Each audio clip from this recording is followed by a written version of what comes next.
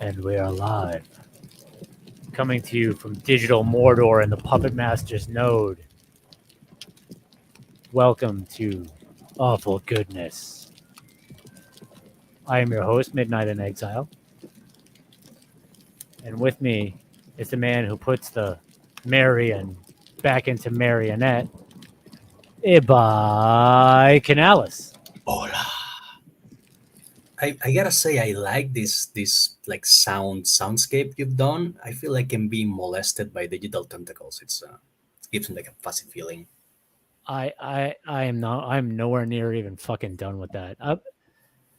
Man, I'm glad that I started working on the Midnight Chrome stuff, but holy shit, this one's a rabbit hole, man. The latest project that I'm working on, which is not, it is not episode number 2. It's like a one-shot episode. Uh, It's got over 460 tracks in it. Holy shit! You're suffering from the snowflake syndrome that Alan Moore mentioned while writing from Hell. Like he couldn't just stop writing. Like you find like another thread and then another thread and another thread, and that he actually had to like force himself to stop writing because if he wouldn't, like he just would keep going forever. Well, I mean, like it's finite. It's just like,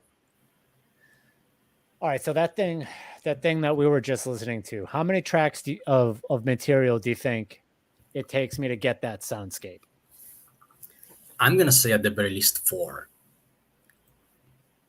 This file has 104 tracks. Okay, no, I'm impressed. Now I'm not using all of those. Visible, it's probably like 40 tracks. Jesus. Yeah.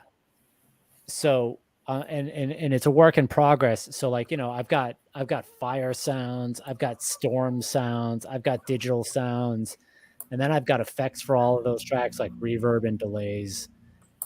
I've got like MIDI tracks. Fucking normal people don't understand any of this shit. But like if I just look at the file and I look at all the tracks that I queued up to use, I've got 104 tracks going on here. Yeah, that's crazy. I'm gonna render it down to 2 and put it in the original. No one cares what I'm saying. You get my point. I do. Yeah, I get it. Also, hi. I'm sorry I hit something wrong and it shut the tab. Welcome back. Also with me tonight is my other co-host, Condoriez. Hola.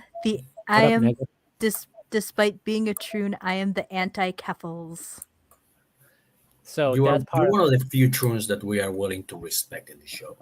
Today's episode is named A Self-Made Man on Unalives. Warski gets felted.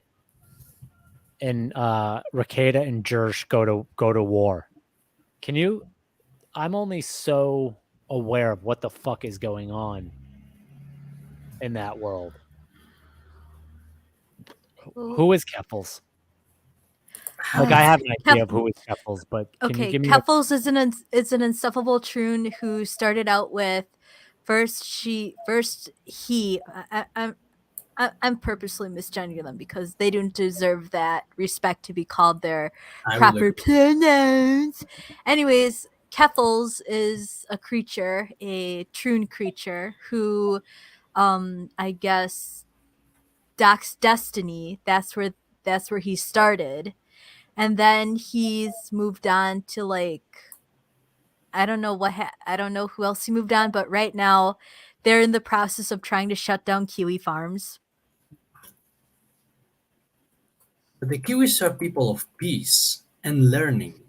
Why would they want to shut down Kiwi farms? So my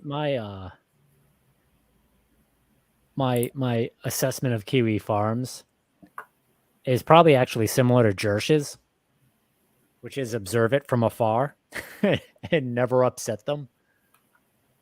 Ha! Maniac Man 2030. Yeah. Oh, fuck yes. Right at the start. Yes, sir. Right at the start. Hey, do you guys have Have you guys ever heard the song Lucas with the Lid Off? Nope. No. Yeah, it's a really good song called Lucas with the Lid Off. I'm not gonna play too much of it. Let's skip around. Just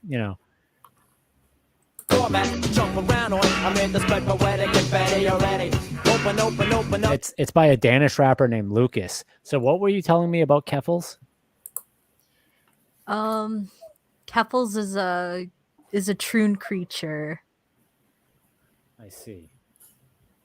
Why is Keffels so okay? First, why did Keffels go after Destiny? I don't know. I forgot, to be honest. But what is known is that I guess the reason why Keffels is going after Kiwi Farms is because they have the documentation that he ran the Catboy Ranch on Discord, where he was like, I don't know, trying to groom minors into taking HRT. It's crazy how they have that. They have that gift giving compulsion, don't they? They have to infect other people. They need other people to do their shit. That's why I came up with an entire plot for Decimators, because that's how they fucking are. It is the plot for Decimators. Right? Like that, as far as like the I guess bad guys is concerned, that's essentially the principle that they're running on. Everybody must be infected. Yep. I remember writing the story and going like, wow, but zombies are so passé, like it's been done, but there's no other way to properly define them. Like they are the closest we have to real life zombies are infected from 28 days later. It's okay. So you ever know like a fat person or a drinker or a smoker who decides that they're going to try and change that? Yeah. And then everybody around them has to be fucking on the same wagon that they're on. Mm-hmm. Yep, I've seen that shit before. It's got to be similar, right? Like especially with like drinkers who decide that they're going to be sober. They need everybody around them to be sober. Well, I've always known that the people who most vehemently oppose smoking are ex-smokers. Yeah, they will like fucking lunge at you if they see you like lighting up a cigarette. I love smoking. I will not quit. I was in a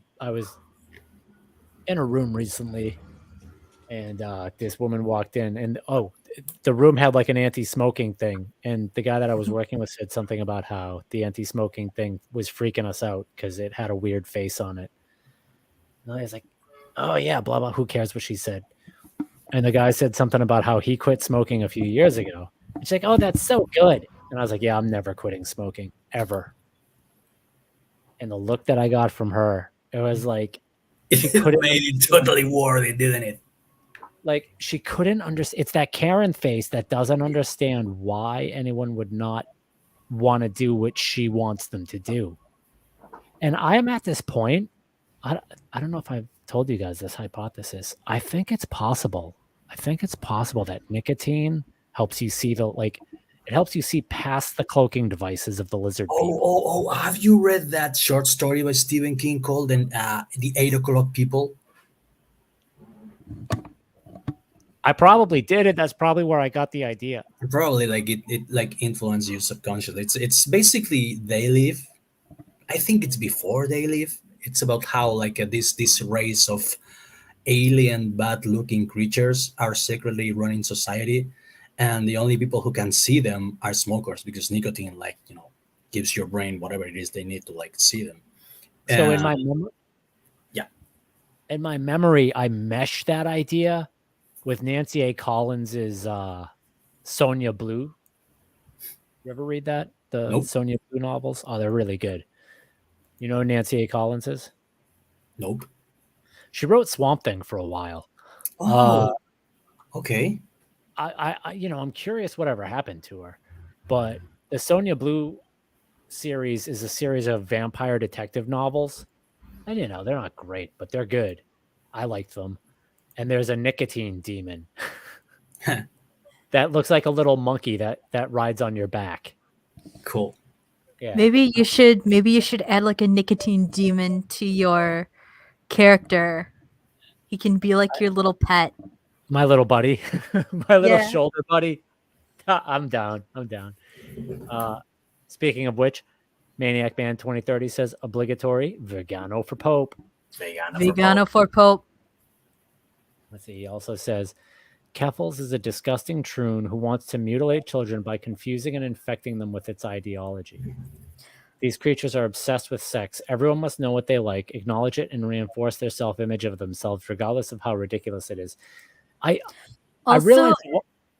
Sorry, I was gonna say. I also think I heard that the only reason Keffels trooned was because they're an incel. Now they're a transcel, and they only did it because they wanted to impress a girl or their crush. Yeah. I realized a while ago that these people can't different. Do you guys know about like the different like Plato defined different types of love? Yeah. Or Socrates. Agape. Yeah. That. Okay. Yeah. So like, think about all the people you know, and you love many of them, right? Like I can think of a bunch of people I know that I love, but I don't want to fuck. I don't know that I want to fuck any of them because I don't love them that way. I don't have the romantic. Except maybe Thief. You probably want to fuck Thief. That's a terrifying idea. That's Midnight, don't lie to yourself. You want some of Thief's Latin lovin'. Puerto Riqueño salchicha. It's like, please keep going. Waking up with John Leguizamo on a bender. Oh, come on. John Leguizamo is kind of cute in a way. They don't differentiate between different types of love. So when they feel affection or they want affection, they can't differentiate that from sex or romance. Here's my take. They're almost like psychopaths, and they can't understand love as we understand it. That's why that's what the whole give Captain America boyfriend thing is about. Like they can't understand two guys just liking each other and enjoying each other's company and being friends. No, one of them or both of them must want something like physical, some kind of like gratification thing. It can't be just because. There's gotta be something in it for you. Oh, hey! Speaking of, check the most recent link that I put in the chat. Throw that up if you want. No, I wouldn't mind. I'm actually looking for it right now. I wouldn't mind a link to Rekieta talking about Up Against the Wall. Oh. Holy shit. Let me see if I can find that. Do you know about this, Canales? No, I'm afraid not. I was looking at Jess's last link, and I was trying not to throw up. It was Rekieta throwing down the gauntlet, and I agree with everything he said. I see Zach Lonby in chat. How are we doing, boys? What and up? girls? What up? Keffels is sticking his front hole in a hornet's nest. Oh, there we go.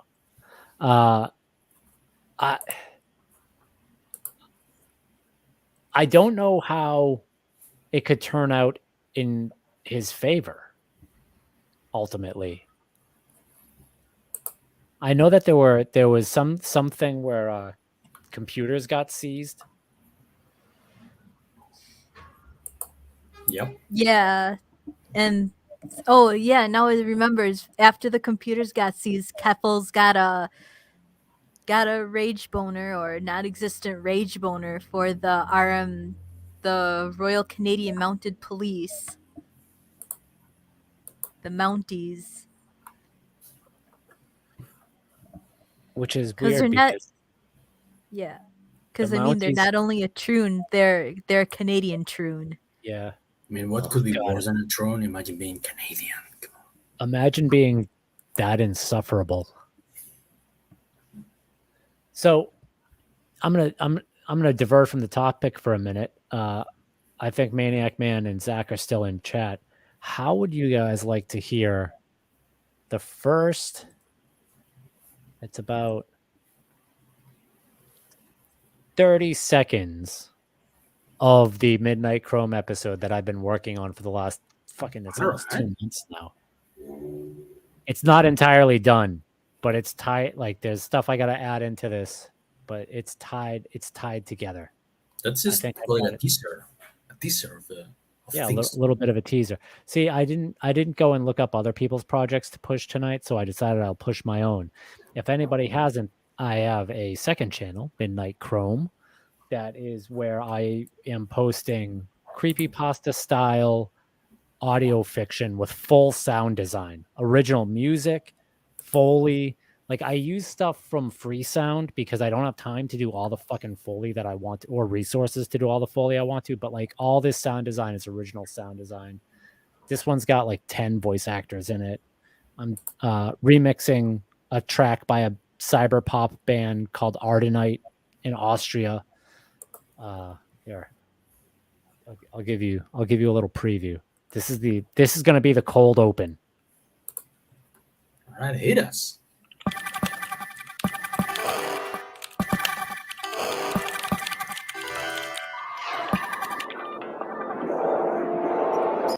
Oh, I just realized. Do I have the sound up? We can hear it just fine. Oh, yeah. It's me. It's me. Hotkey is weird.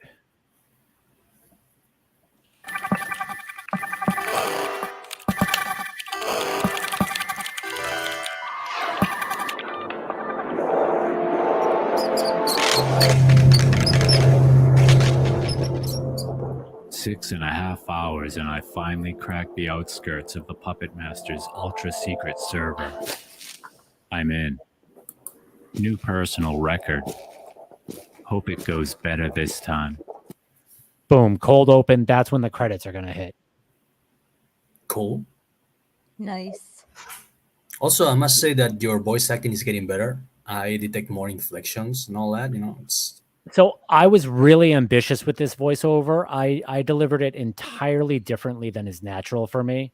And I did that on purpose. And I think that as each episode, with each episode, I'm going to sort of try. I'm not going to do it just to do it. It needs to have a purpose. But I'm going to find a purpose for it. So yeah, I'm definitely working on not talking like is natural for me when I do narration. Like give it a character. Mm-hmm.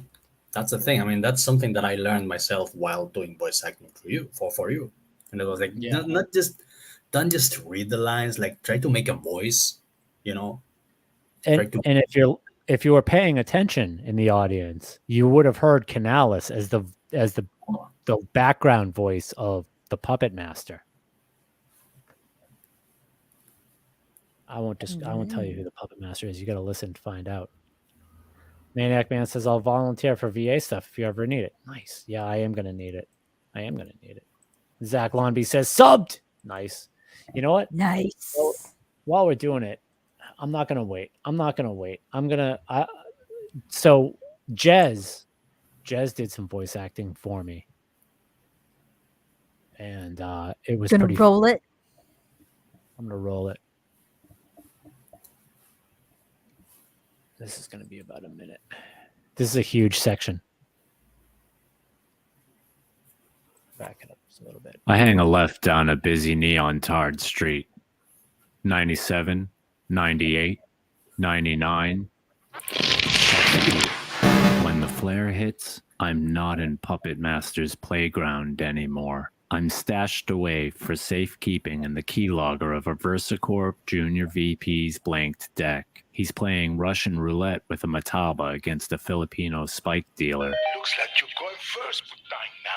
Sounds good to me, man. I'm between the kerning of the text file that holds automation parameters for the length of the satellite antenna on an Execo 34's GPS 100 miles south of Gary, Indiana. Turn right at the first cross street onto West. I'm the amplitude in a CFO's bored wife's watering can. Drizzling distraction from his absence over the ground of her $3 million backyard greenhouse.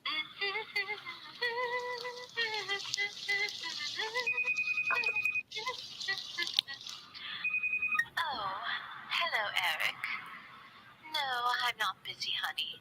I was just in the greenhouse tending to my rhododendron. I can probably make a few 10,000 selling a dumbed down version of my portal gun macro at the exchange down in the old canals. That last voice was Jez. Jez is a fantastic voice actor. I try. Mm-hmm. Let's see. You gotta say it Zach took me Lon- like a second to recognize you because you're that good. Yeah, we need. Yeah, we need.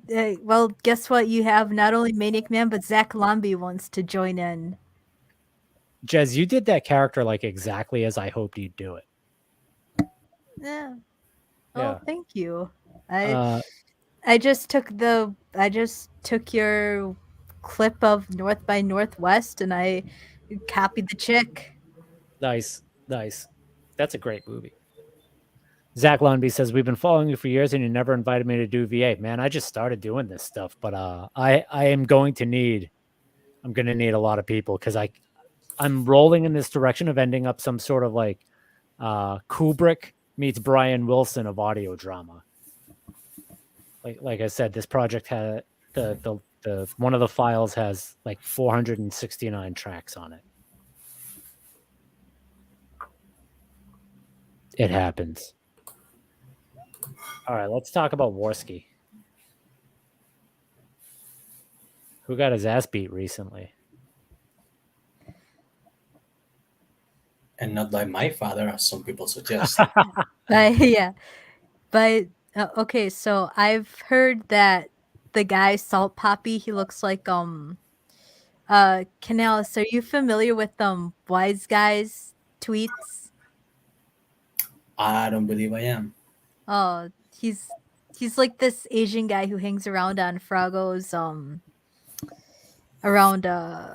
Froggo's chat on Twitter, and he's also does like a bunch of like CG streams. Oh shit! I need to check that guy out then. Yeah, I'll type it in the chat. Look up. I shall. Okay, so what happened with this Warski guy? Andy Warski was supposed to fight Ethan Ralph, or at least he had challenged him. And then Ethan Ralph backed out, which that guy has been on a downward spiral for a long time. Like, I honestly feel bad for him. He's hollering. He used to have a great show, man. And like, I knew the end was nigh when Zidane left the show. That was pretty much it. Zach Lonby says he got knocked the fuck out. Oh, he did. He took it like a champ. That cold machine voice is cool though. Midnight, good stuff. Oh, that's Maniac Man. Sorry. Thank you, man. There's a whole lot more. Like what you heard is not even done. Like I said, 469 fucking tracks. There's a lot of shit going on there. And I found an AI that does visuals that costs $10 a year or a month to subscribe to. So I still want to draw some stuff for you, like shoot me some concepts or whatever. Like, yeah, absolutely. And I absolutely, I want you to draw whatever you want to draw, but also I need a lot of stuff. So I'm supplementing where I can find it. I have to mute for a minute. I'll be right back. You guys keep the thing going. All right, so just keep filling me out with this Warski and Whiskey's thing. But I know who Wise Guys is, even though I call him Whiskey's. So because I'm Spanish and shit. It's that guy. So basically, Andy wanted to wanted to fight Ralph, but Ralph, being the fat piggy that he is, chickened out. And so he fought this other guy called Salt Poppy. Okay. And who Salt Poppy be? And he knocked out Andy. Because they were hyping it a lot on the Kino Casino. Yeah, I remember that. Oh shit, that's. But yeah, he at least he took the punch like a champ, and he at least showed up. Unlike years before when he tried to get the fight with Tonka Saw. Yep. Yeah, I remember that. I mean, regardless of how ridiculously you may perform in the ring, just the fact that you stepped into it, that already deserves more respect than most of the people who, flap their gums a lot and never do shit. Right. You know what I But mean? actually, what I'm more interested is I hope we can get to it, the Sam Hyde fight. Mhm. I don't know who he fought, but he really rung their bell. Yeah, no, you sent me that I think it was a GIF. Damn, that was a pretty crisp, well landed right cross. Mhm. From a boxing professional point of view, that was a pretty well executed technique. Yes, thank you, our expert boxing Yes. professional. And what else can we talk about while midnight is gone? How was your trip to Madrid? No, it was good. I actually like Madrid, even though like less than an hour away from where I was staying, a gang fight exploded, and two Latinx gangs went at each other with machetes. Because that's the absolute state of Spain right now. But Nice. fortunately, I didn't catch any of that. I was just downtown having a good Well, time. I think those gangs either sound Venezuelan or Colombian. I think I think they're Colombian, and some people say that they're Salvadorian, like the Maras, Yeah. Yeah, but yeah, they're definitely South American. Sorry about that. I am scrolling through Quarantine Koof's timeline to find footage of Andy Warski getting his shit kicked pushed in. Zach Longby, hang on. My mouse Oh. is fucking. I thought I sent it to you, but I guess not. No, you might have, but the problem is I have 20 Twitter links in private chat and I don't know what's what. Yeah. Zach says honestly, Zidane was the glue that held the kill stream together. Across all metrics, Zidane was absolutely the glue that held the kill stream together. The Bhutanese butcher, man. Do you remember which one is the Andy getting his shit pushed in link? I think it's the maybe it's the let me check.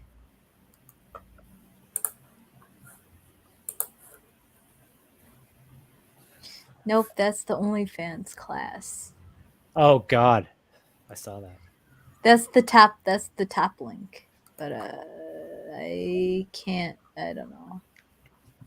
By the Let me time that they're scroll selling quick. classes on how to do the thing, the bubble for the thing is popped. Yeah. Well, anyway, Andy really wanted a fight, and Ralph backed out. He didn't get his fight with Tonka, which all this time, the one thing that Tonka could have done to. Well, here's the video of him after. Oh yeah, that's a good video. Let's watch that shit. Yeah, let's watch this. All right, let me open this up and we'll watch it. Now, here's the thing about getting your ass kicked in a fight. If you do it right, you still get like almost as much respect as if you won. Mm-hmm. Like it's all about being a good sportsman. And if you can't be a good sportsman, then you get shamed. But if you go into a fight honestly, which I believe both Andy and Salt Poppy did, and you stand your ground, whether you win or lose, man, that's respectable. Well, I always tell my students that everybody wins or loses, but not everybody makes a great fight. So be good, do the best you can, have a good technique, please the crowd, and they will remember you for being the guy who fights really well, not for being the guy who won. The only real problem with the fight is that it happened so fast. Well, if you're talking about a ring fight or a street fight, those are two different things. Yeah.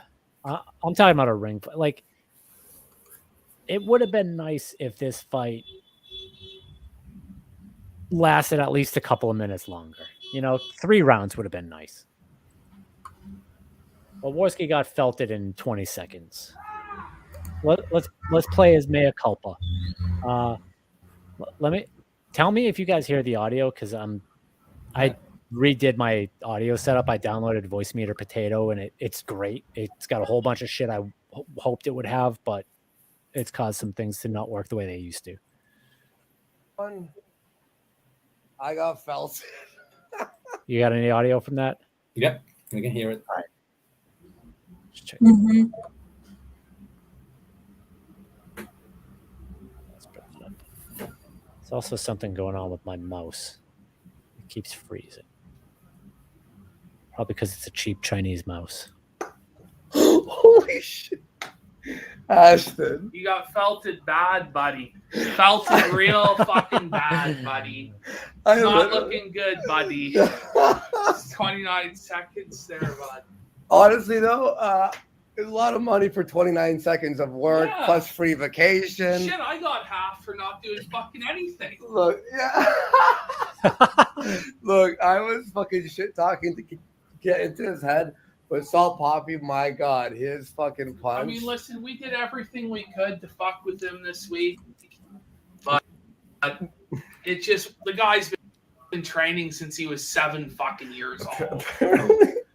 But we sent home those fucking England fans with, very happy. I'll tell you that. Because we were the fucking villains of the week and they booed the shit out of us. They fucking hated us. And ultimately, we ended up doing the job that Keem sent us out there to do, which was to get Andy knocked the fuck out. I didn't think that quick, but okay. It is what it is. I'm fine, everyone. Thank you very much. I know. Like, I don't know what to say besides, all right, got felted. I'm looking at the felt. Well, we'll see you fucking on comfy.stream probably Saturday. We'll see. I think so. For the launch date of the new streaming service. Woo, buddy. Let's go. Culture war. All right, guys. It's good to see Andy get his stride back. Mm-hmm. I've always liked and I've always thought it was funny. I don't know what went down with him and Chris Warski. It's too bad. Whatever it is, it's too bad. I just wish it didn't happen. And his dark year. Glad that's over. Don't forget his partnership with JF. Oh, yeah. I don't know that I'm against it, but it felt discordant to me. Also, I posted the punch. If you want to show that. Yeah, I do want to show that. I've been bugging Andy for a couple of years now to get to making Dark Fist 2. Have you guys ever seen Dark Fist? Nope. Before. Say that again, Canals? No, please enlighten me because I have a boxer's brain and I tend to forget a lot of shit. Dark Fist is Andy's independent movie. It's like a Clerk style independent horror movie. Not horror, hero movie. And it's fucking great. It's as good as Clerks. Okay. And like that movie should be on like broad release and be getting a sequel. So it's like Super or something like that, like a low budget, low grade superhero. Yeah. Maybe you could try to convince Andy to like collaborate. I don't know that that's going to happen, but I will every now and again tweet at him, "Make Dark Fist 2, you motherfucker." And it's easy that like the sequel title is already there, Fist Harder. Yeah. Zach Lomby says Andy needs another year of training before he even smells a card. And where is it? Come on. He's had several dark years, arguably. All right, this is the punch that took out Andy Race Warski. as a hobby, and we're seeing now he Down can he delay goes. as a hobby, Bah! and we're seeing Hang on, now one more he time. can delay as a hobby, and we're seeing Hey! now. It's a very clean shot. Yep. Did Salt Poppy do any interviews? I don't think so. And what happened with Sam Hyde at this fight? He won. I think he won his fight. The Sam Hyde ones are. Let me check. I have actually met Sam Hyde. Oh, really? Yeah. I may or may not have been at He Will Not Divide Us. Yeah. The Sam Hyde one is the Bay States link, but I don't know if the video will work because it says that it's been desactivated in response to a report by the rights holder. Well, By the rights holder? Yeah, well, I'm transcribing this from Spanish. Yeah. Well, you can put it on the chat, and I can give it a look since I'm a native Spanish speaker here. Maybe I can translate. Oh yeah, media has been disabled in response to a report by the copyright owner, but it's right below it, so it doesn't matter. Sam, the point that I was making is Sam Hyde is a fucking tree trunk of a dude. He's enormous. He's a big guy for all of us. Big guy for you. Omega Art says, "Hey there, gentlemen.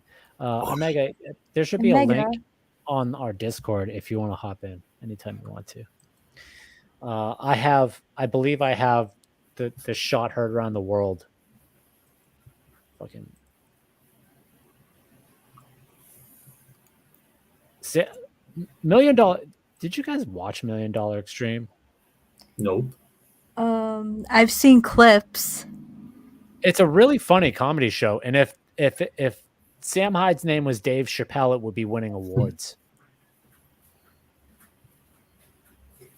Fact. It's a very, very funny comedy show.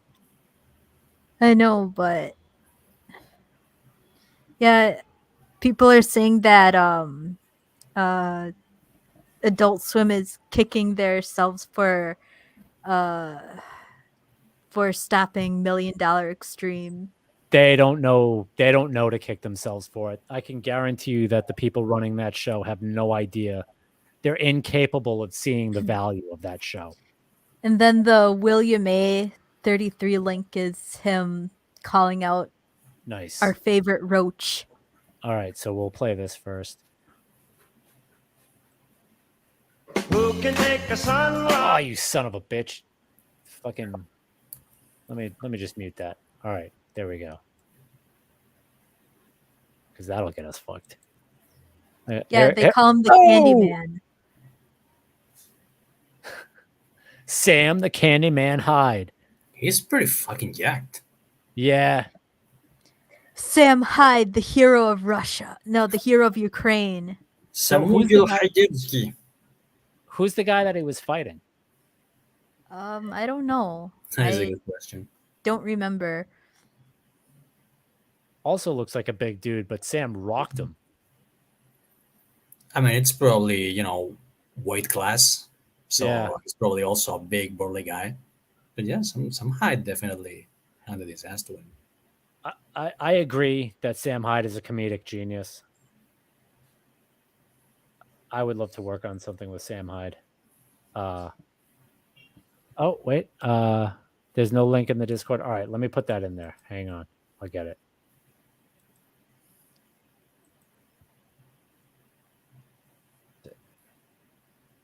Where did I put the fucking... Oh, there it is.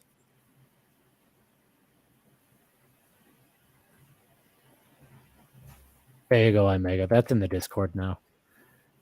And then the next link is going to be of...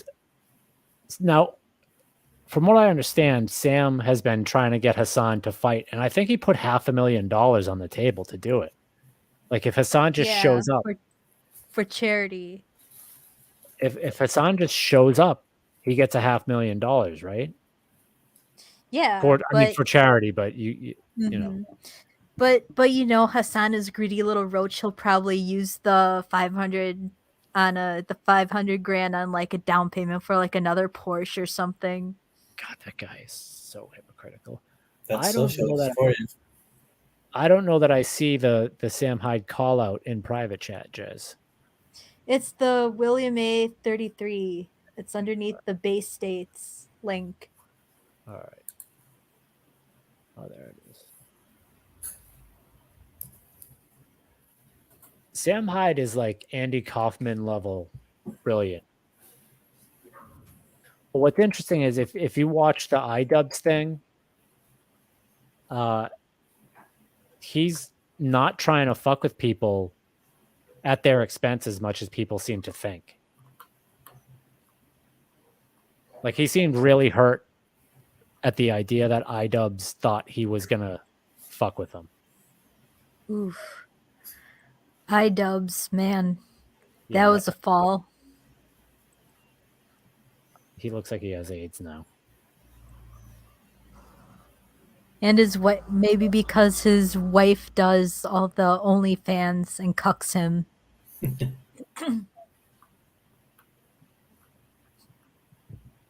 Once you grow a mustache like that, like a gay cop mustache, you know, there's only one direction for you to go.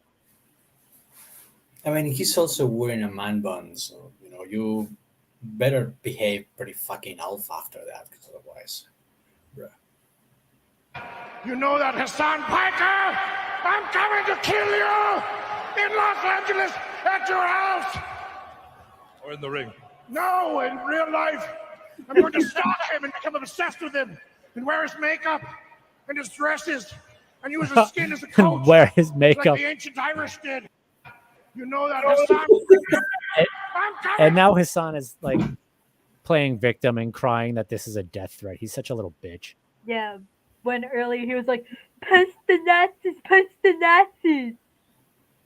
Maniac Man 2030 says, who was it that said he didn't care if Hunter had dead kids in his basement? That was Sam Harris. Sam Harris, yeah. Ah. Sam Harris is not smart. He just has the vocabulary of a smart person, but he's just the rich kid that everybody put up with. Like, you know where he comes from, right? The only thing I know about Sam Harris is that he's like the Elvis of modern day atheists. His mom wrote for the Golden Girls. Oh, okay. That explains everything. It's our token Mexican and Mega Arts coming on the show to give us his beaner insight. What's up, Mexican?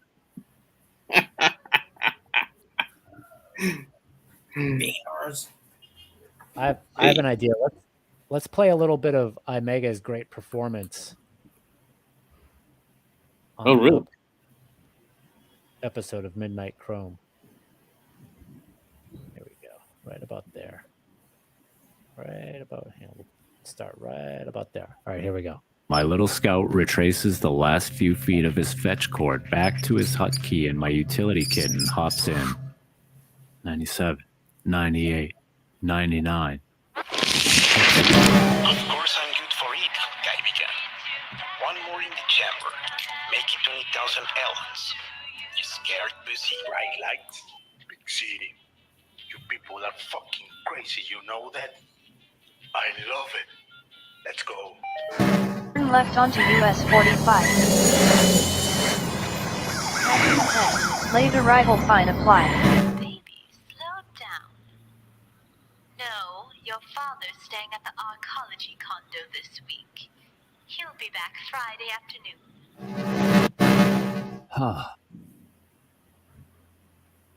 Did you recognize yourself, Imega? Yeah, I remember the lines. You also got a twofer because you got to hear me again. Oh, yeah. We also got to hear Coca. Coca's in the in the play too? Yeah, did you? He's the Filipino spike dealer, so it's him that you're talking to. No. Yeah, here, where is it? So what I have missed? Well, we talked about Andy Warski. Okay. We talked about Keffels, which shit, I missed that. Yeah, I still like. I have a partial picture of what the Keffels story is. Well, the Kiwis still have the threat. Is Kiwi Farms back yet? The farms, as we know, is not still active. However, you know those bitches archive everything, and the Keffels threat is archived. I would imagine that they're spilling over to other places this weekend. Like, if they don't have their board to fuck around on, they're going to want to be somewhere else fucking around, right? Yeah, according to Newell, his last update says that all the data is already archived, so it's not lost. Nice. What's the last thing I saw? I think the last thing I saw, I'm trying to think of the last thing I saw on Kiwi Farms. It was probably something about Warski's upcoming fight. I don't remember.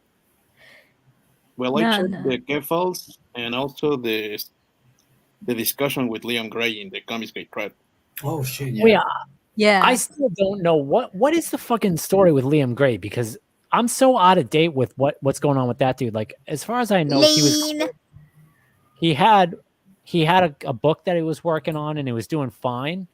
Mm-hmm. And then all of a sudden everybody hated him. And I have no idea. Like, I saw something about him false flagging people. Was he really false flagging people? Yeah, he false flagged John De La Rose. That's stupid.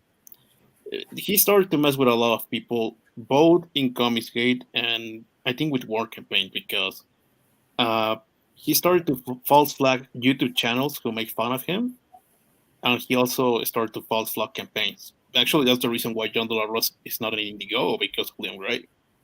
Yeah, that's pretty gay.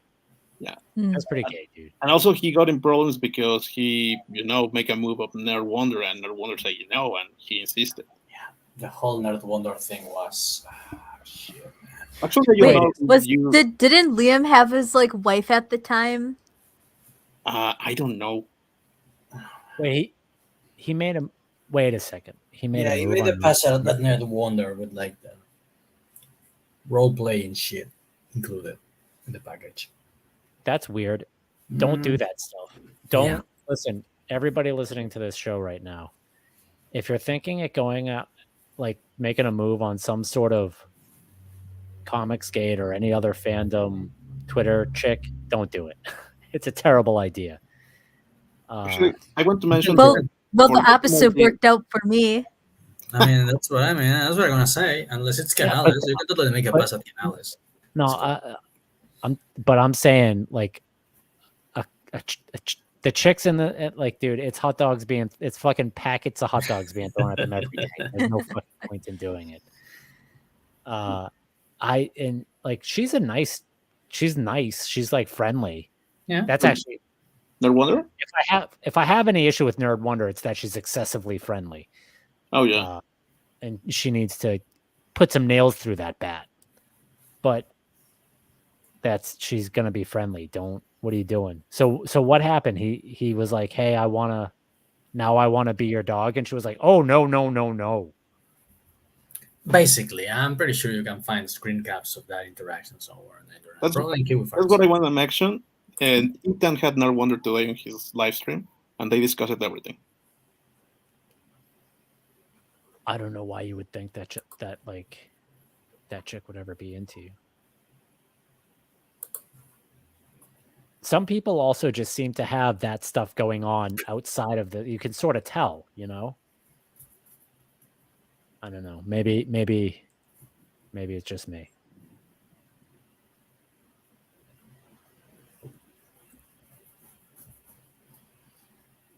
Okay.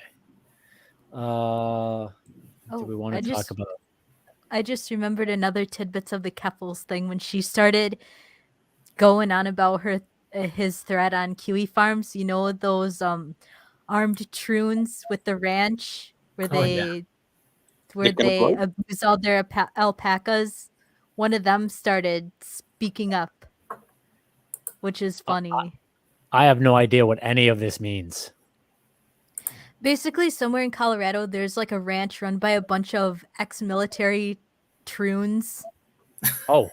And what they do is I have my camera off, but I'm making the air quotes. They save trans teens from sanity, abusive situations. Right. And they also had like a herd of alpacas that they mistreated. Like they didn't know how to take care of them properly, and like a bunch of them died. So they were reported to like the Humane Society or some shit. Imagine my shock.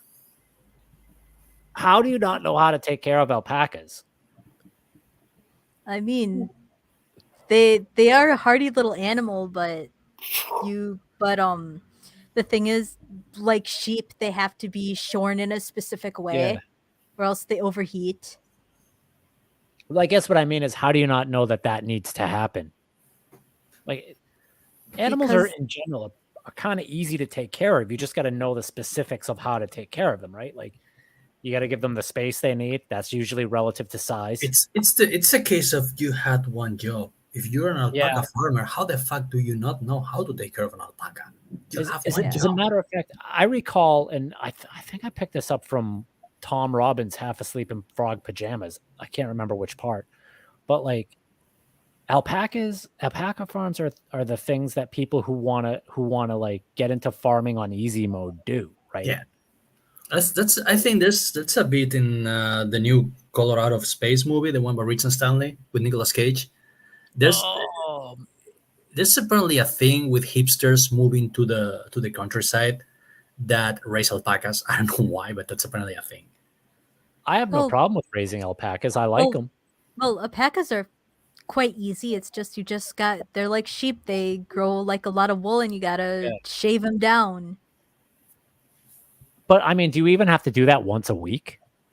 I think it's like every other week. I don't know. I don't know. It depends. You gotta put them out. You gotta put them outside, or whatever. Give them the room they need to roam in the morning. You gotta feed them twice a day.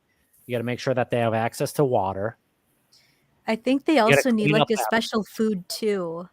Yeah. It's not that hard to take care of those animals. I don't know, man. Not taking care of animals bothers me. Well, it hurts me more because I'm in the place where alpacas originated from, so. And I mean, if Peruvians can take care of alpacas, come on, so can you. What are you doing in your life? Come on. They do that. They seem to do that a lot. What I've noticed with the left is that they have this mentality that is, if I put on the train conductor's hat, I can do what the train conductor can do. Didn't you see that bit with the Antifa guys trying to grow food on a cardboard? Oh God! Oh my God! Yes. In the chaz. They were like actually trying to grow vegetables on a fucking pile of cardboard. Because here's the thing. It only works if you actually dug the ground underneath it and then laid down the cardboard and then put soil on top of it. But those motherfuckers didn't even dig in the ground over it. They just thought, let's just put dirt and plants on a cardboard and we will have lots and lots of food.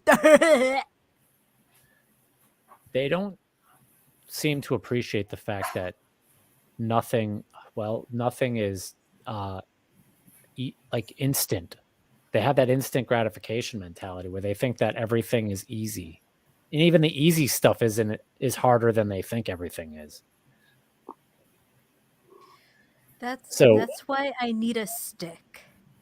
Canales knows what I mean. What do you want to do with that stick? beat people with the stick.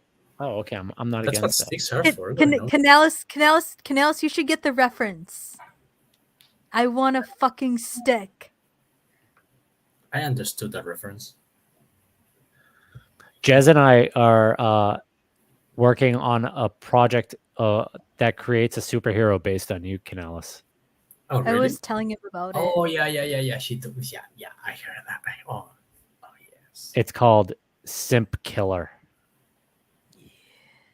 I feel so represented by the title. And the basic premise is this. What if Voyager landed on a planet of Canalises?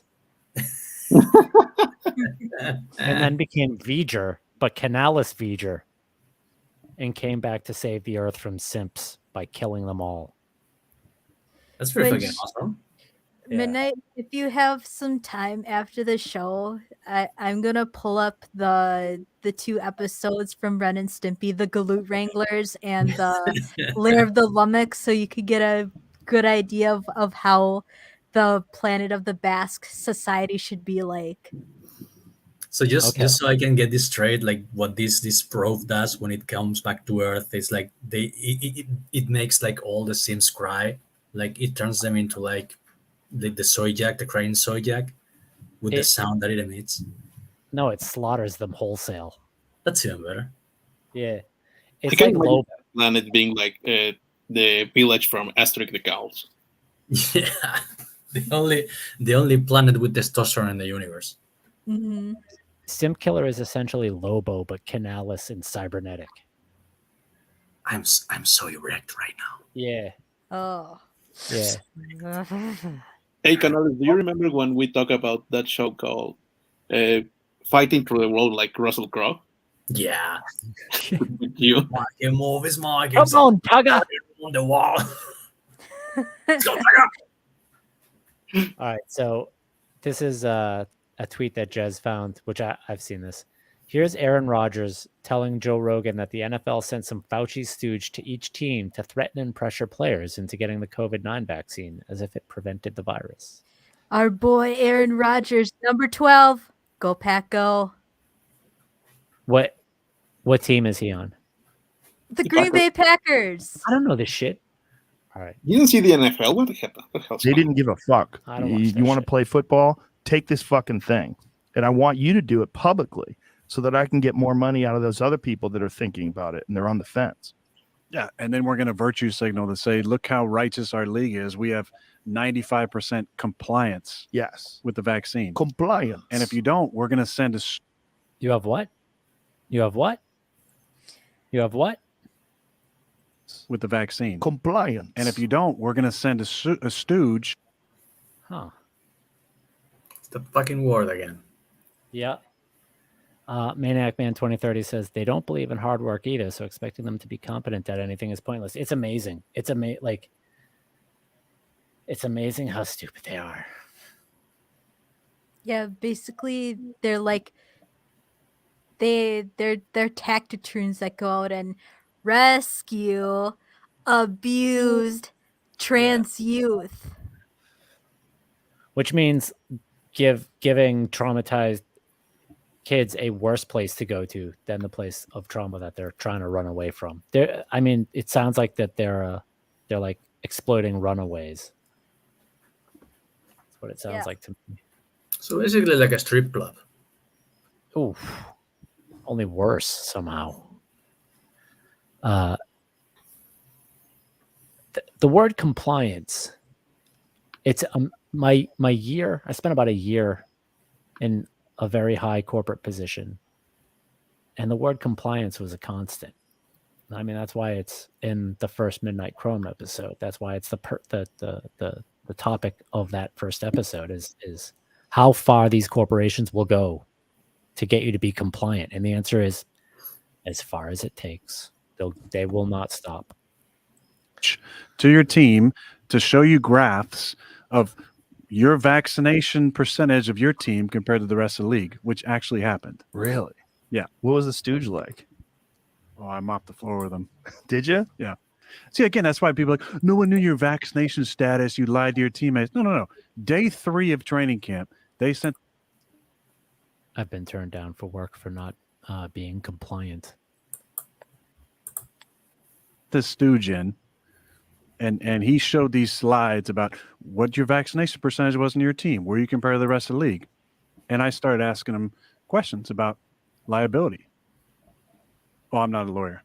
Okay, cool. But you're in here talking about all these different things, and you don't talk about anybody's personal health issues. There's 0 exemptions. You took out religious exemptions. You took out. And that's the thing, man. Like I've had work situations where people are like, you have to do this, and I was like, I'm not going to.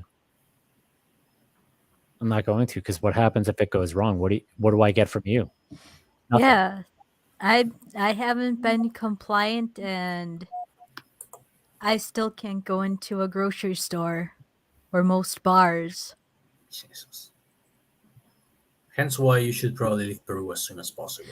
I know, that's what I'm trying to do, but it's... No, you can't. You have the Inca Cola. Maybe when I get my new mold-free suitcase, I will pack half of it full of Inca Cola. Actually, I think they sell Inca Cola in Argentina too, but I'd rather bring some stuff from the source, like I did with the tequila when I first came here from Mexico. My fucking country don't dare to distribute that soda can. Fucking assholes. No. I feel bad for wasting good tequila on a piece of shit like my ex. Oh. Took out PEG exemptions. Took out anybody's ability to have an opinion. No, I don't want to do this. Yeah. Well, it's not only going to affect your day-to-day status on the team, but your ability to get a job, your ability to keep a job, your ability to get a tryout if you get cut from this team, because you want to put a percentage above 90% of your team where you guys can have some sort of like special virtue. Like, look how amazing we are. We're above the 90% threshold here. And then they scared teams and said, if you had an outbreak caused by a non-vaccinated player, you not only forfeit that game if you had enough players out, but you wouldn't get paid for that week. And here I am showing up to training camp, Joe, the first day, and we got 5 people who work for the organization out with COVID, all fully vaxxed. And I got COVID from a fully vaxxed individual who only got vaxxed to keep his potential of being a part of the NFL. We passed upon the stair. We spoke of was and when. And oh, I wasn't there.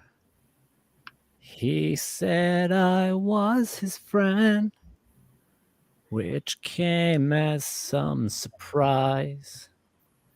I spoke into his eyes. I thought you died alone a long, long time ago. Can you guys name that tune? The Man Who Sold the World. Oh no. Oh, Not and me. Midnight.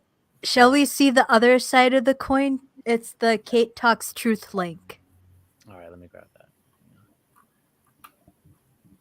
If we're right about this, I mean, like, I don't think most people really think through the progression of it if we're right about this thing. See, if we're wrong, then it's just us getting hurt. Right? Maybe. I right. posted on Discord a thread by Robbie Starbuck where he was asking about people who suffered negative effects from the vax and family members, and he got only over like 3,000 replies. And I'm just gonna say that our government has officially recognized 452 vaccine-related deaths, and it's mass crimes against humanity. It's mass. They actually said it's just 452 people dead, so it's perfectly acceptable. You know, and 2030 says, forced it into I'm people. not rolling the dice of the vax. #pureblood. Same here. Right. It's mass crimes against humanity. Knowing. And they're also trying to put the blame on Trump, obviously. They're saying, oh, this is Trump's vaccine. Trump's vaccine did that. That wasn't us. That was Trump's vaccine. What do you think happens when just 1 million people who have impulse control problems decide, wait a second, they did this to me?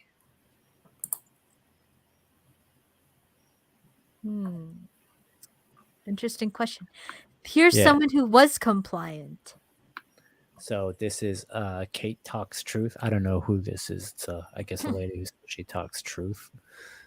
Says, watch, Dimitrov is forced to retire in his opening match at the Winston-Salem Open, U.S. Open Series, after experiencing dizziness and shortness of breath in the second set. Hang on. The audio might get us chair umpire beforehand. I thought he was. Just fuck around with that. The fact that he stopped in that point, that's what's the most worrying thing. So is he just right here saying, I can't play the match, I'm done? Basically. Also, look in the bottom right corner. Affidavit and Trump. Oh, Moderna. Yeah, this segment is brought to you by Moderna. It's so weird how we suddenly trust Big Pharma. This is one of those things that I can't get my head around. Like, so many people that were against Big Pharma for 30 years are suddenly for it. Nah, they weren't against Big Pharma. They were just jumping on the bandwagon. Yeah. You know, they were just repeating. Yeah. The environment said that you had to be against Big Pharma. Now the environment says you have to go to be for Big Pharma. That's well, I work in healthcare and I don't fully trust in them because one of the things they teach me when I was in college is that medicine is not an exact science because the human body is not an exact individual. Everyone is different. Well, it's a great shame, obviously, from his point of view. Yep, there it is. He just forfeited a match because he couldn't play it. That's crazy. It's crazy how many of these athletes, has there ever been this broad a dropout or missing events of athletes ever? They will probably tell you that yes, that this is normal. I will tell you that no, this is bullshit. This has never happened before. I mean, wasn't it not too long ago Wikipedia stopped reporting on sudden deaths in sports? I vaguely remember hearing that. I mean, I could, if the argument that you want to make is that this level has happened before, but it wasn't documented as closely because people weren't looking for it. Okay, that's worth considering. But it's a lot. Maniac Man 2030 says, so the vax ended some guy's career. If he played, he probably would have dropped dead from SADS. Which didn't an Epstein associate just have that happen to him?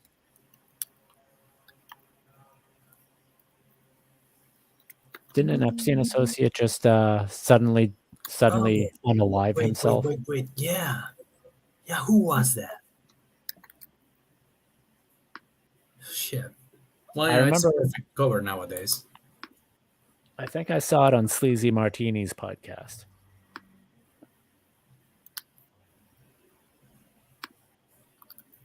God damn this mouse. Maniac Man 2030 says, go ahead and tell me this isn't intentional. They need us crippled physically so we're unable to effectively fight back. The athletes who dropped dead were just examples of what happens when you try. I don't know that it's intentional. I think that it's it's an effect that they were like, well, maybe there'll be big negative effects, but there's another effect that this is a side effect. I don't think this is the main purpose. What? Christian escaped? Come on. What? Come Omega, on. put it in the chat. Put it in the chat. Here it goes. This better be a fucking blurb. He can barely walk. Another thing about Keppels. She was crying about how people mistreated Christian when he's a literal motherfucker. I mean, Up until motherfucker. Yes, you are a motherfucker. You're a motherfucker. This is true. You're the biggest fucker. This is true. Hey now, stop making fun of me. Up until the point that he did that, I actually felt really bad for him, even though, you know, he is an asshole. Up until that point, I feel really bad for him. Come on. But once that happened, I was like, oh, dude. Let's see. What is going on here? This is crazy. This is crazy. I'm gonna escape prison, and I'm gonna go with Sonic Chew, and we're gonna do the shift, and I'll be in Quickville. I mean, the shift Are you happened. intentionally sounding like Herbert the Pervert from Family Guy. And in a lot of ways, it is Herbert's the more best like time. this. This is. It looks like it's from. What is this from? 8chan or 4chan? 8chan's been down, so That's 4chan. usually asking yourself. Okay. See Chris Chan trending on Twitter. Apparently, he went to his trial, went to the bathroom in the court minutes before trial, fucking climbed out the window in the bathroom and ran away.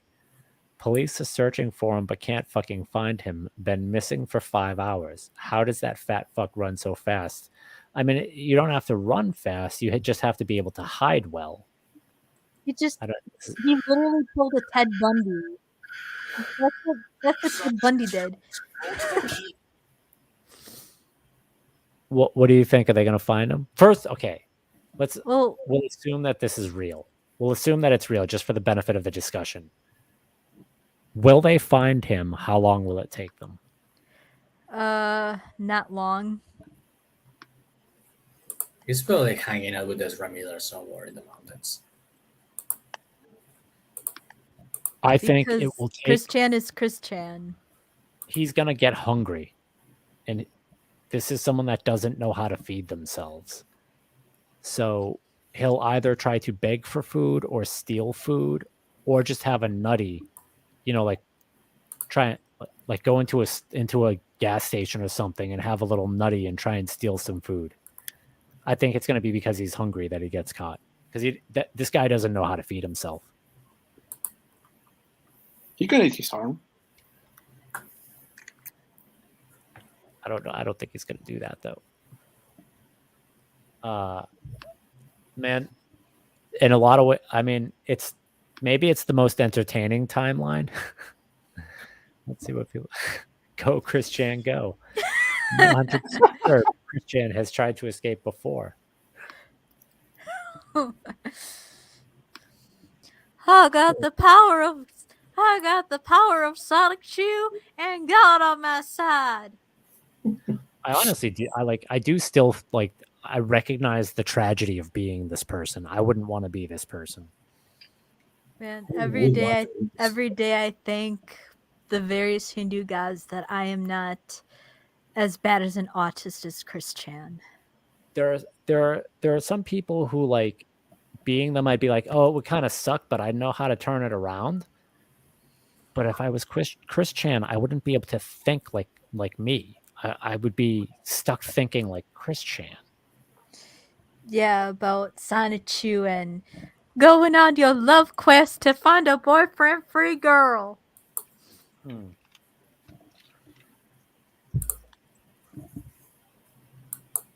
Okay, what are the chances that he doesn't make it? Like they find him, they find his corpse. Are we gonna elucidate in what state that corpse will be? Like, is this gonna be like a Deadpool thing? How would it happen? I could see him like falling or somehow injuring himself and not being able to crawl out of however he, like, you know, trying to hide in a sewer or something, like a Teenage Mutant Ninja Turtle. Yeah. You know, something like beyond ridiculous like that. Maybe I don't know, maybe he like gets hit by a car. Yeah, I can see something like that happening. Tries to suck his own dick and breaks his neck. becomes paralyzed and stars while wailing for help. His supposed hole gets even more infected, and he goes into sepsis. Oh, yeah, I can see that happening. God help us. Yeah. How did we reach this society? By creating the most documented person on the internet. Yeah, that's a good point. More like the most documented person in all history. Oh yeah, that's right. That is right. Oof. He I is? wouldn't want to be that person. Yeah. Oh yeah. All right, here we go. So this is the actual top topic. Let me take that out. Here we go. The top topic on the show. Oh, hang on. Maniac Man 2030 says no, he'll be found trying to hump an older woman who looks like his mother. That's Oh no. I found her, my boyfriend free girl. Oh God, that's terrible. Nora Vincent. You guys remember Nora Vincent? I do remember Nora Vincent. Best-selling author of Self-Made Man. Went to Switzerland and had state-assisted euthanasia. Oh come on, she couldn't do it like a man, shotgun to the roof of the mouth. That's a good one. That's a good one. What I wonder is like, why? What was the cause? Was she sick, or was she just tired of living? Well, she did say that living as a man like majorly fucked her up mentally. Put her in a loony bin for a little while. Bruno Poppentaco Falcon. I don't know what any of that stuff is. Let me take that. I don't know what any of that ad is. No, it's like some type of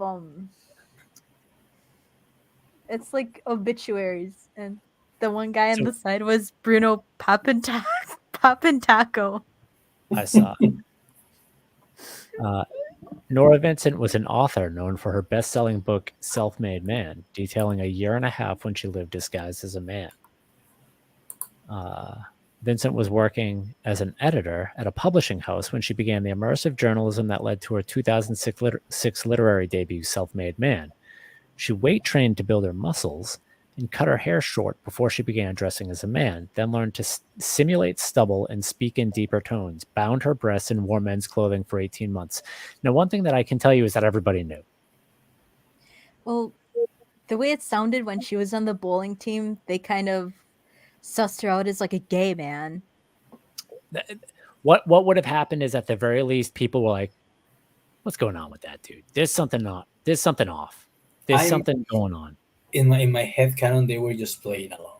Like they all knew she was a chick pretending to be a dude, and they were like, okay, look, she needs this, okay, because probably she will blow his own brains out if she doesn't pull the shit. Yeah, so just I worked with a troon who was female to male, and everybody knew, and we were all just kind of nice about it. Yeah. Vincent, who was a lesbian but not transgendered, detailed her own feelings about the experiment as well as the reactions of others in Self-Made Man, a popular bestseller that brought her substantial media attention. She followed the book with another work of immersive journalism, Voluntary Madness, about her time as an inpatient in mental institutions, which was a result of that first book. Mm-hmm. Vincent also wrote 2 novels, Thy Neighbor and Adeline. You know, I need to point something out. That bit about lesbian but not transgender, this is what society has come to. Yeah. It just said lesbian. I think that Nora strikes me as the kind of person that didn't necessarily have to work for a living. And I think that lack of struggle led to an excessive introspection. That's a good way of putting it. You know, to the point of denying the obvious answers. Like, it's got to be something else. It's got to be something else. No, sometimes it's just the most obvious answer.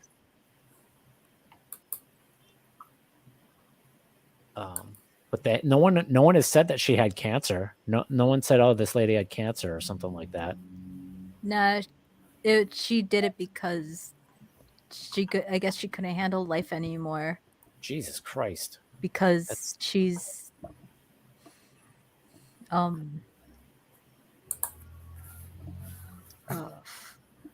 because I guess being a man really messed her up. I mean, it's a terrible idea, you know. There's always one more cheeseburger you haven't eaten. There's always one more beer you haven't drank. It can always get worse, but it can potentially, I don't know. It can potentially get better. I get it. Like, I get being like, fuck, everything sucks and I want off this planet. I want off this planet every fucking day, but there's nowhere else to be.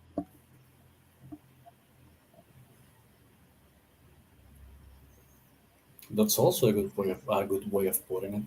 You know, like, you can spin as much religious hoodoo around anything that you want to. That's fine. You do that, but are you that confident in that conclusion? Because I'm not at all. So this is what I got. Well, I just see it as, don't walk out of the movie before it's finished. Right, exactly. Like, make them take it from you kicking and screaming. Mm-hmm. Right. That's another one. I'm not doing their fucking job for them. Yeah, exactly. You guys know Typo Negative? Yeah. I really liked Typo Negative when I was a teenager, and I had their live. It's not really live. It's a fake live album called Origin of the Feces. And on one of the tracks, Peter Steele is talking, like, the song is about killing yourself, which half of their songs are. And he's like, listen, if you're going to kill yourself, go to go to the house of someone you hate, jump off the roof onto them, take someone you hate with you. Yeah. You know? Good philosophy. Right. Like, we're all kind of stuck on this fucking planet. It's not there's no guarantee that there's anything after this. And like a day of suffering is better than no day at all. I mean, I have the dark thoughts, but I have Argentina and my retarded cat to get me through life. Yeah. I mean, I think some people just don't learn that life is pain. What was it? I was talking to my stepfather the other day about certain relatives that are crackheads. And I was like, nobody ever told them that life is pain. Life is pain. That is the only thing I can guarantee you. I can't guarantee you any happiness. That's something you've got to get for yourself. You're lucky when you like get a smoke and a glass of whiskey at the end of the day. Everything else is suffering, man. This idea that everything's supposed to feel good is caustic. The idea that anything's supposed to feel good is caustic. Life is fucking pain, Highness.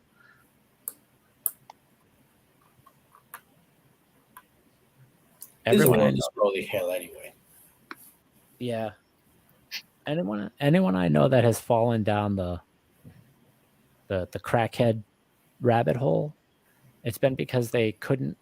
No one ever told them that life is pain. Life sucks. Then you die. So try not to die, because at least it's better to have life suck than being dead. That was it. Indeed. All right.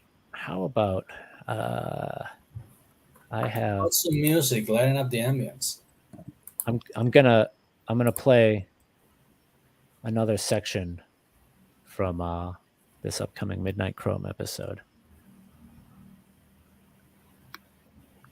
Oh, do I want to wait? Do I want to? Hang on. Let me see. Is it? Yes. Okay, I will. 98, 99. Only 3 chambers left, Connor. You can buy out now.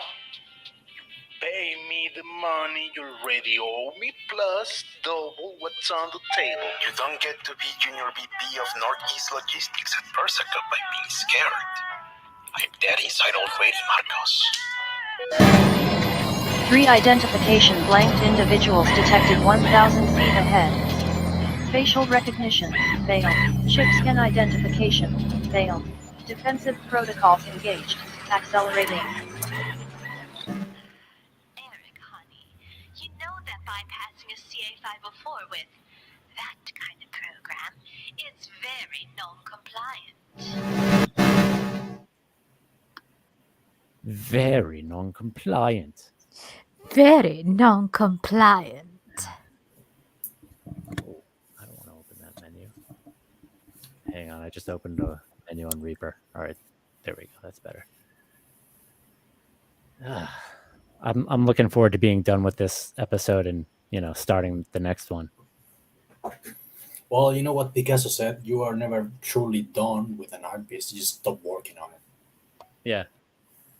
I'm getting close. It's almost there. What do you guys got going on this week? Well, I'm working on yet another graphic novel called Gentleman's Guild, which is like a neo-noir set in New Orleans with a black lead character, so that means I'm not racist anymore. And I'm also doing some lettering. I'm taking a jab at becoming a proper letterer. Sorry. What are you using for reference for New Orleans architecture and like landscapes? Oh, New Orleans itself. There's a shitload of 3D references in Sketchpad. Like you have like buildings and churches and whatnot. So yeah, it's a pretty easy time for an artist when you wanna find references and stuff.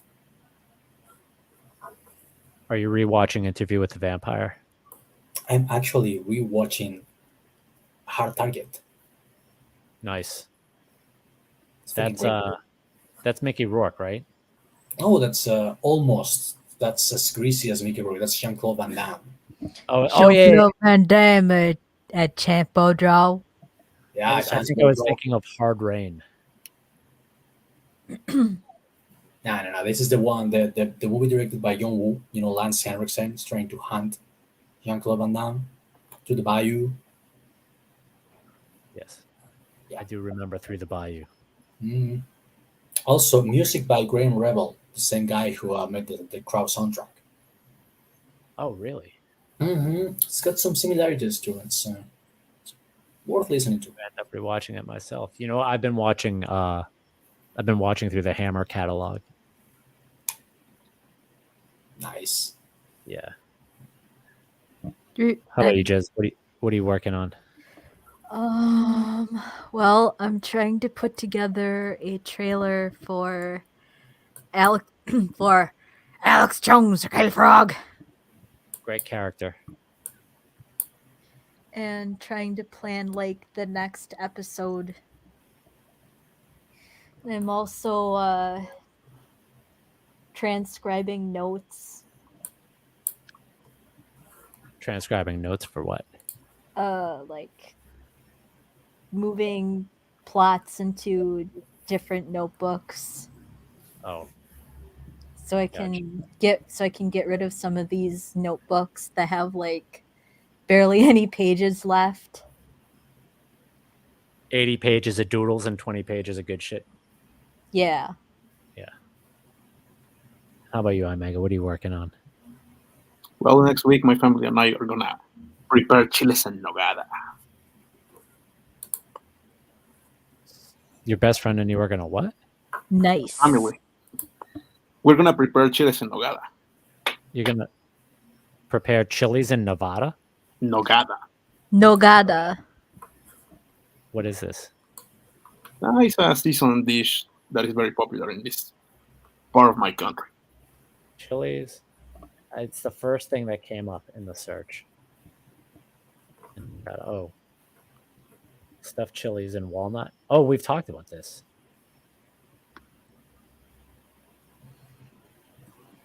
We've talked about this. Holy shit. It looks like a Christmas dish. Yeah. So are those pomegranates? Is that pomegranate on top of it? Yep. Yep. Yeah. Looks pretty good. I like stuffed chilies. I like chilies in general. They do enact a certain price when you eat them, but boy, do I like them.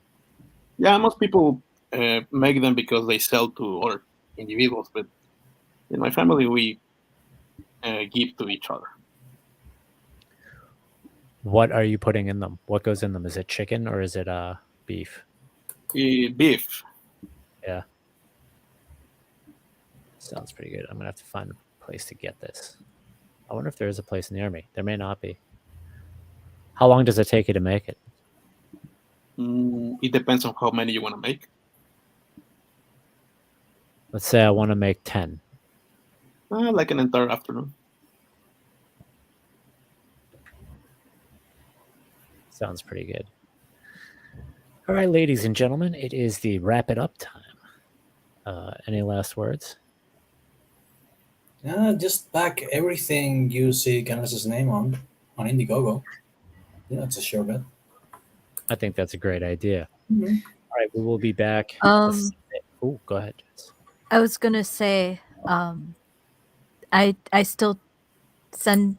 I still have my buy me a coffee.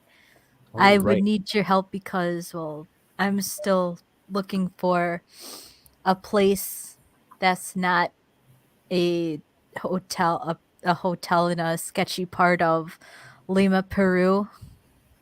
So you can buy Jez a coffee at www.buymeacoffee.com/Jez burrito. Yes, you only need to do the same thing as scaffolds and pretend someone swatted you. Nah. I don't want to sink low like that bog monster. All right, everyone. We'll be back the Sunday after next. And you have a good night. Good night. Bye.